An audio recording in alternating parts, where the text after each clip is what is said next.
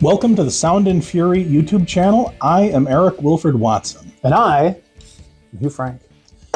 We're going to play Star Wars Kevin Bacon. Yes, 6 Degrees of Star Wars. So you want to explain what this is? Sure. So a while back, we were having a discussion. I think if I remember correctly, it started with, I said, I bet I could tie anything into Star Wars. And you said, I bet I could tie anything into Star Trek. And so we made lists of how does movie, insert here, title, somehow relate to Star Wars through an actor or other way, and then vice versa for Star Trek. So I made a list of 10 random movies that I know you have seen. Yes. And said, find the Star Wars in these things. Mm-hmm. And you did the same for me. You sent me 10 movies that you knew I had seen, and you asked me, where is the Star Trek in these things? So we're going to start with your list that I gave you. So, and most of these have to do with actors, but that are shared in these movies. But there are some other fun and quirky things in there too. Shall we begin?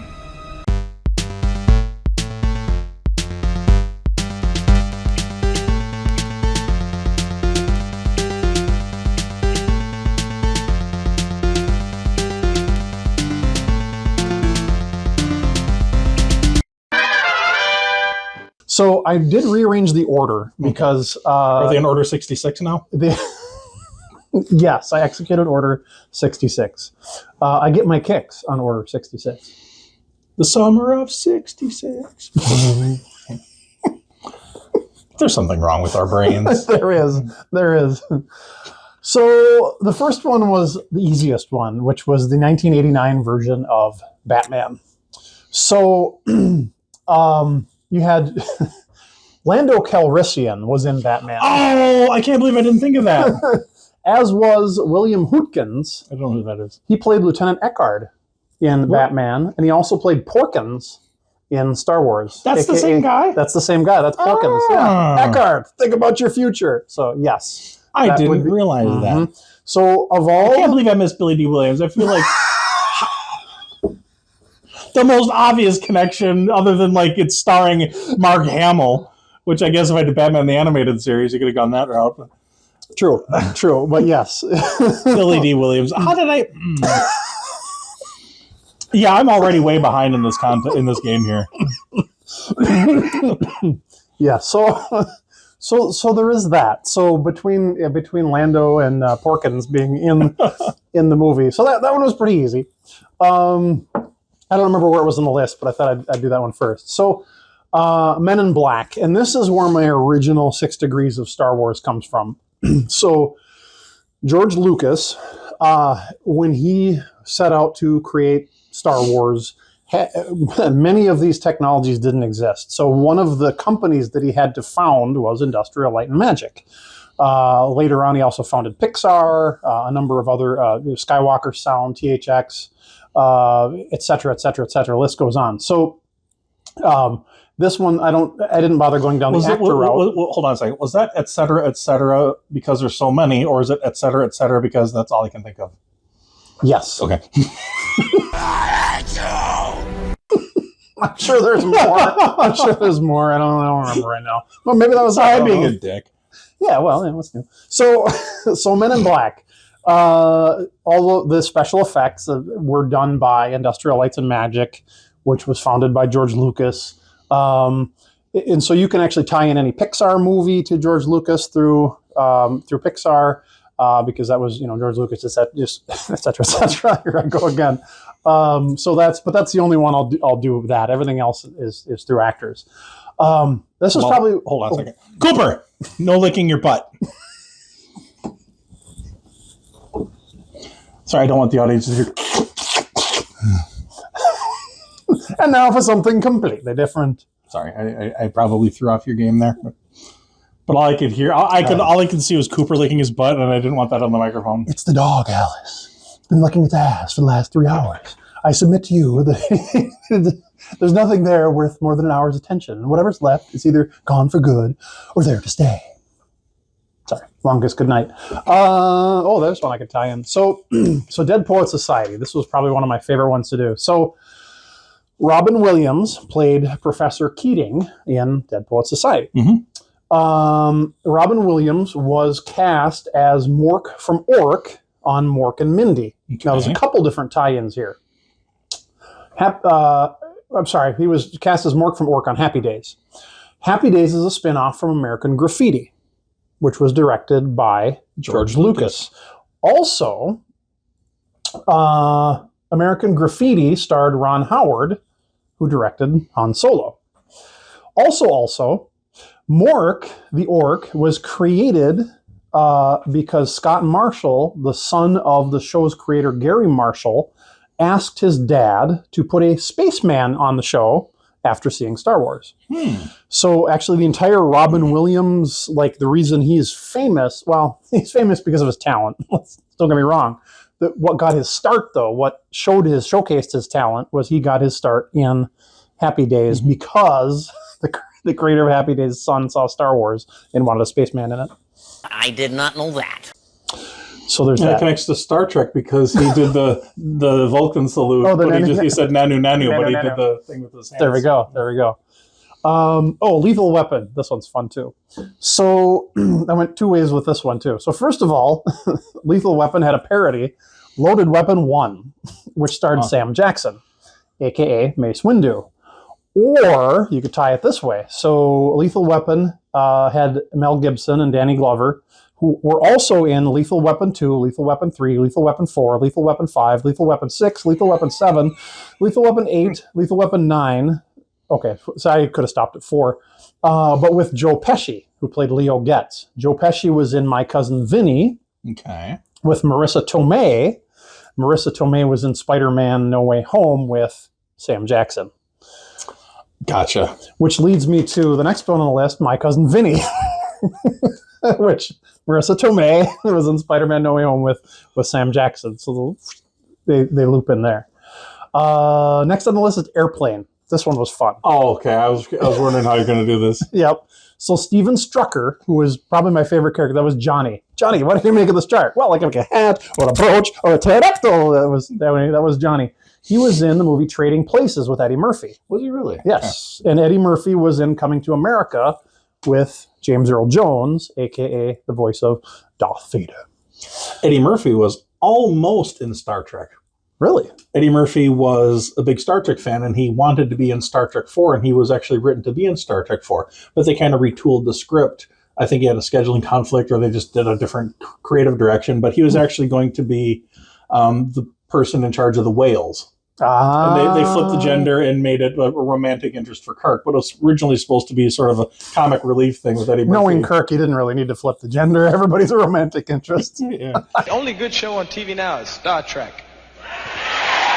I like Captain Kirk and shit. Captain Kirk will anybody. I don't want to see the make-out scene between Eddie Murphy and William Shatner. I'm glad that didn't happen. But that's the thing that almost happened. Hello, computer. So next on the list was Waterboy, starring Henry Winkler. I was going to say, I'm pretty sure Adam Sandler's never been on Star Wars. No, but Henry Winkler was the Fonz in Happy Days, etc., etc., etc. There we go again. So and we live in Wisconsin, where we have a bronze Fonz. We do have a bronze Fonz. And matter of fact, I think it was just last year Henry Winkler visited the bronze Fonz in Milwaukee and took a picture next to it with his wife. Bill and Ted's Excellent Adventure. Well, hold on. How does Waterboy connect to Star Wars? Oh, Henry Winkler from Happy Days. How does that connect to Star Wars? Okay, so Happy Days. I'm not retaining this. Yeah, Happy Days, which was a spinoff from American Graffiti, which is directed by George Lucas. Okay. Ron Howard, who also directed Han Solo, and then the whole Gary Marshall's son, etc. So, matter of fact, the Fonz, the episode where Mork shows up was actually Fonz's dream. Apparently, he was there, but he wasn't there. Then he got his own spinoff. And I don't remember. I lived through the 70s, but I wasn't really there. So yeah.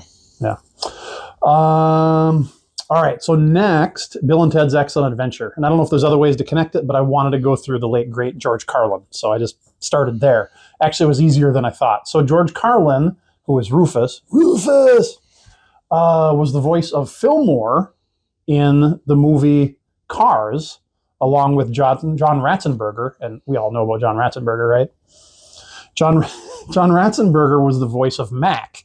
Now, John Ratzenberger is the voice of somebody in literally every Pixar movie. Okay. There has not yet been a Pixar movie that John Ratzenberger hasn't been the voice of. I can't picture who John Ratzenberger is. Cliff Clavin from Cheers. Oh, okay. Mm-hmm.